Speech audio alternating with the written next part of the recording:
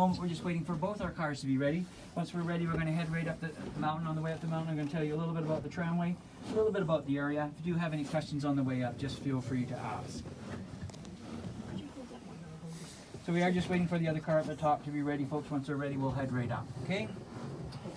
Now, the Jasper SkyTram wishes to acknowledge that we are on traditional indigenous grounds. They have been used for centuries for a variety of different things, including as a hunting area, also as a gathering place, and as routes through the mountains themselves. Good morning, ladies and gentlemen. The next flight's boarding flight number 12, departing at 9:39. All guests are tickets for flight 12 at 9:39. Please proceed to the pre-boarding area where we will get your tickets scanned. Thank you.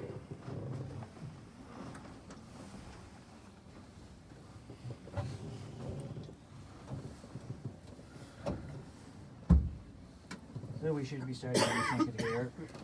Okay, folks. So the Jasper SkyTram is what's known as a switchback or a counterbalance system. Now, it's often referred to as a reversible tramway. We do only have two cars in the system. One car goes up, the other car comes down. Now, we are permanently attached to each other, so one car cannot leave without the other. That's why we were waiting for the other car at the top to be ready. So as we leave this lower terminal on this side of the building heading up the mountain, they're leaving the upper terminal on the other side of the building heading down the mountain. When we arrive at the top, they arrive at the bottom. Very much like an old-fashioned clothesline going back and forth, or like a seesaw or teeter-totter, one car up, the other car down. Now, we are not like a gondola system. We don't have many cars that go round and round. We just have the two cars that go back and forth. Now, having said that, we're a little bit more energy efficient because when we stop, our motors stop.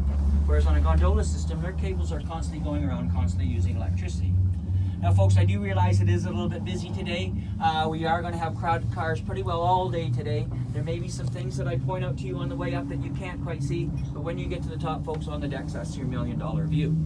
So one of the first things that we can see, if you look to the right of the back window, you'll see the town of Jasper coming into view. Now, it is in the valley floor. Its elevation is about 1,100 meters. The permanent population of Jasper, just over 5,000 people. Jasper also has what's known as a ghost population. Now, that can be as much as 1,500 people, and it makes up the seasonal workers that you'll see at a variety of places around town. That's why you hear a variety of different accents, including at this facility here. As I said, we were right in the midst of our summer. There can be as much as 20 to 25,000 people in and around the immediate area of Jasper on any given day. So when we left the lower terminal, we were at an elevation of about 1,300 meters. Now, that's about 200 meters above the valley floor. When we arrive at the top, we'll be about 2,300 meters. That's about 200 meters below the summit. That's a 1 kilometer, 1,000 meter vertical lift, and the track that we follow is about 2.2 kilometers in length, and our total time up the mountain from the bottom to the top is about 7.5 minutes. Now, is everybody okay with meters? Would anyone like that in feet? I do speak both languages, folks, feet and meters. Now, everyone's good? If you need to, just multiply by 3 and it'll give you a good approximation. So if you've been in Jasper for a day or two, you may have noticed there's lots of trains that come through town. Jasper is on the main line for the Canadian National Railroad. We can have a train coming through town as often as about every 15 minutes. And these days they are so long that they don't fit into the yard. The yard itself is about 2 kilometers long, whereas the trains that come through town can be as much as 3.5 kilometers long. That's why you may see them sitting at either end of town, just waiting for permission to come through town. So we're just going to pass around our single support tower. It's about 2/5 of the way up the mountain. It's 20 meters tall. As we pass around, we're actually going to change the angle going up the mountain. We are on a pivot above us. What happens is the car sways from front to back a little bit. Do prepare yourselves for it, folks. Just watch you don't lose your balance. That's the important thing. So, here we go. There's the push, and that's the release. And that's about as close as we get to a roller coaster, folks. Now, if you look off to my immediate right, you'll see the other set of cables. If you can follow them up the mountain and behind me, you'll now see our other car coming down. Of course, we are going to pass it at exactly halfway. Our traveling speed today is 6.5 meters per second. That's about 23 kilometers an hour. So when we pass it, it's like passing a car on the highway. You add the two speeds together. So we're going to pass it at a relative speed of about 46 kilometers an hour.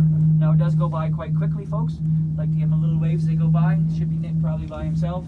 Yeah, very much so. So unfortunately, the clouds have enshrouded the mountains a bit. So I'm going to concentrate on the valley below us. I'm going to start out here off the left, work our way right across the back of the car. So those little lakes that you can see up there, those are known as the sister lakes. This long lake that looks kind of like a teardrop with the bit of a swamp at the far end, that's Lake Caledonia. Then we have a long lake behind us, which looks like it has a dam. That's Cabin Lake. It actually does have a dam. That used to be Jasper's water supply until the mid-1980s when the fear of beaver fever caused us to go to underground aquifers. Beyond it, that kind of angled lake is Patricia Lake. The lake behind it with the island is Pyramid Lake. Now Pyramid Lake is very popular with picnickers, also with having weddings, so much so that they put a little bit of chapel on the island itself. Below us, that dark green colored river is the Niet River. It flows into the Athabasca River, which is off to the right. That's this milky green colored river. Now the Athabasca derives itself from the Columbia ice fields about 100 kilometers south of us and will eventually flow into the Arctic Ocean via the Mackenzie River system. That milky green color is caused by glacial silt that's suspended in the water. What happens when a glacier grinds against the rocks, it produces a very fine powder, also referred to as rock flour, and that's what gives it its milky green color. To the right of it, in the town of Jasper, are the three emerald green colored lakes. The first lake is Lac Beauvert, which means pretty green lake. It has Jasper Park Lodge on it. The next lake is Lake Annette. There's a public beach on its far shore. The third large lake is Lake Edith. There's private cottages around it. All three of those lakes are accessible by road, and they do have hiking trails around them. We're about to come up to and pass above the tree line. Now the tree line on this mountain and in this area is about 2,100 meters, and about a third of Jasper National Park is actually above the tree line. The last few trees are quite small, quite sparse. The growing season up here is very short, about 60 to 90 days. Those little trees are over 200 years old. So above the tree line, we are in an alpine tundra. We have mosses, we have wildflowers. Again, because of the short growing season, the wildflowers can take as much as 50 years to bloom. And we have lichen. Lichen is all this black and green, sometimes orange and yellow algae. Now lichen is very important up here because it's one of the main food sources for all the little animals that live up here. So folks, do remember you are in a national park. It is illegal to remove any of the natural features up here or anywhere in the park. As they say, take only photographs, leave only footprints. And please don't feed the animals. Their diet is not the same as ours, and it usually ends up in their demise. What would the temperature be now? Up here, this morning down below it was about 12 or 13. Yeah. It's probably about 8 or 9 up here. It's a few degrees cooler. So we are slow when you come into our upper terminal. In the upper terminal itself, there are washrooms and a gift shop on the main floor. The second floor has our restaurant. It'll be opening in about an hour or so, half an hour or so.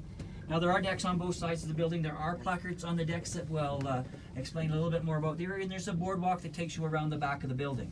Now if you are so inclined, you can go off that boardwalk, folks. Now when you do so, you're off our property, off our leasehold. You have no jurisdiction back there. You're back completely in Parks Canada land. So your safety and your security is your responsibility and the responsibility of Parks Canada. So do be careful back there.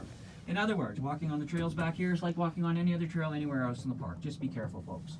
And if you do decide to go back on the trails, do keep to the trails, not only for the safety of the environment, but for your safety. The shale and rock you're walking on is very loose, very sharp, very slippery. It's easy to fall and hurt yourself. So do be careful. The main hiking trail to the summit is about 1.2 kilometers, another 200 meters vertical or 60 stories. Average time is about 30 to 45 minutes each way. And if you decide to go back on the trails, folks, do take a little bit of water with you. It's easy to get dehydrated or altitude sickness. You might feel a little bit faint, a little bit lightheaded, a little bit nauseated. They're right in the thick of things, folks. It's not fun for you. It's not fun for us. So do be aware of that. Take a little bit of water with you. And when you are ready to come down, just come into the lobby between the two cars. You'll see the podium there. Just talk to the people there. They'll arrange that flight for you to come back down. It's going to get busier as the day progresses because we're bringing people up all morning. So please don't miss your flight. We do recommend being about 8 or 10 minutes before that flight. If you miss your flight, when it's busy, it could be as much as a half an hour or more before we can fit you in to bring you back down. So do be aware of that. So watch yourself along the door. Brooke's going to open that outside door and let you out. Watch your step, folks. Enjoy your time on the mountain. What's the temperature, Brooke? Do you know? Go, Daniel. 5? Okay. There, go. Thank you. Can you come earlier if we like to go back earlier? To go back, yeah, you just got to book your ticket. From here? Yeah, just at the inside there in the window there. Oh, but it's not available this ticket which we have? So you have a return and then you have a return and then you have a ticket. I don't know, I will show you. Oh, yeah. This one, yeah. So Sundog return flight 11 a.m.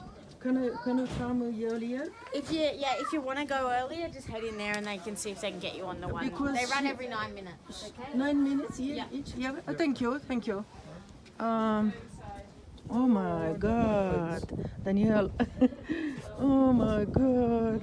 Mamma mia, where are you? We are. Daniel, we will walk a little and we will come because we'll not go for take a photo. Why? Let's come.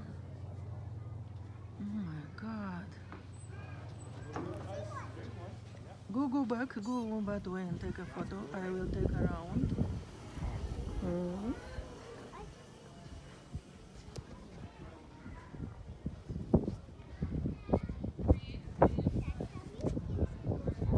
Okay, I'll tell you.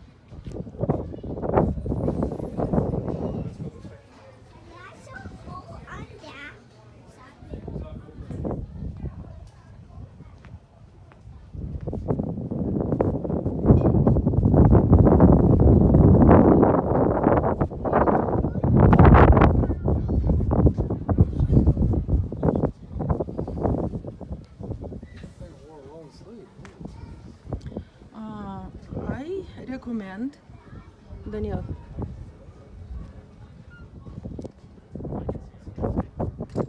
I recommend to go inside and take next down.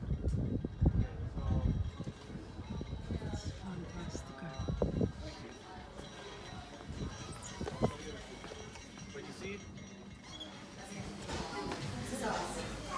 Okay, so yeah, we'll come over to the Okay, perfect. Thank you.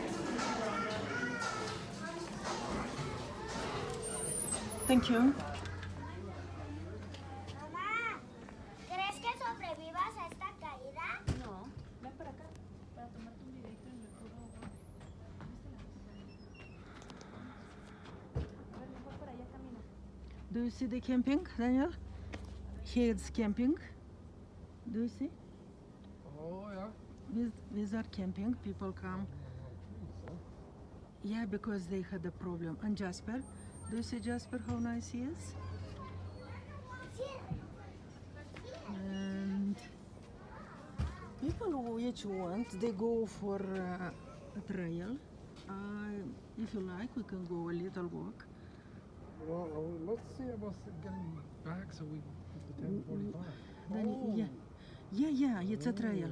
But I recommend to go back to relax and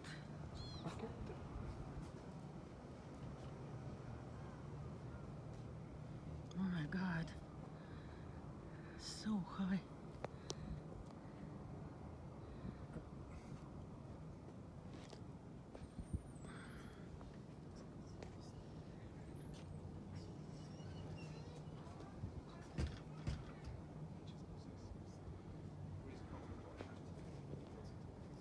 Fără cuvinte.